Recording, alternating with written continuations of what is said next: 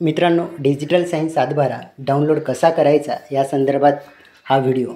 त्यासाठी सर्वप्रथम मित्रांनो आपल्याला स्क्रीनवर यावं लागेल। त्यानंतर टास्कबारवरील गूगल क्रोम या ऑप्शनवर क्लिक करावं लागेल। त्यानंतर मित्रांनो प्रोफाईलवर क्लिक करावं लागेल। प्रोफाईलवर क्लिक केल्यानंतर आपल्यासमोर गूगल क्रोम हा ऑप्शन ओपन होतील। त्यामध्ये जो सर्च बॉक्स आहे त्यामध्ये डिजिटल सायन्स सातबारा टाईप करून घ्यायचा आहे।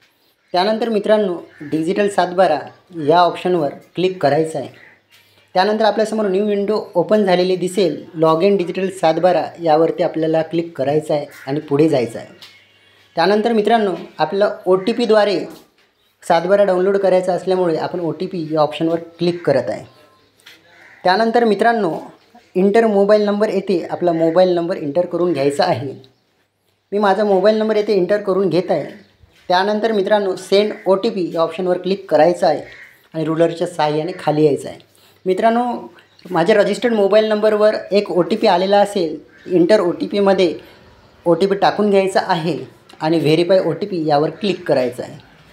OTP व्हेरीफाय झाल्यानंतर मित्रांनो आपल्याला नेक्स्ट या बटनावरती क्लिक करायचं आहे।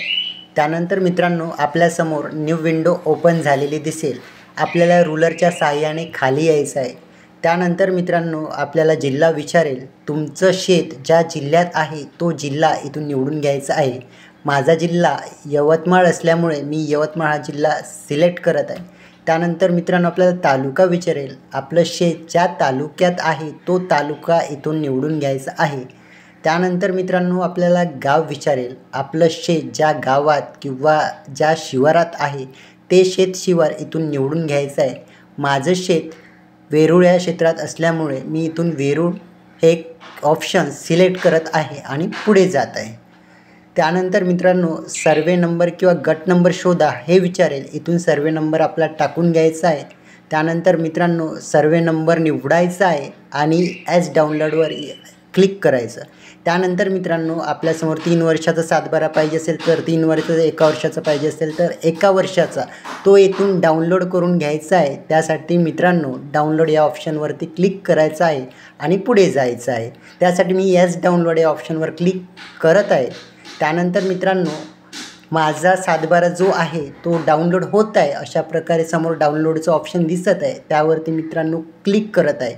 अशा प्रकारे मित्रांनो माझा सातबारा डाउनलोड झालेला आहे।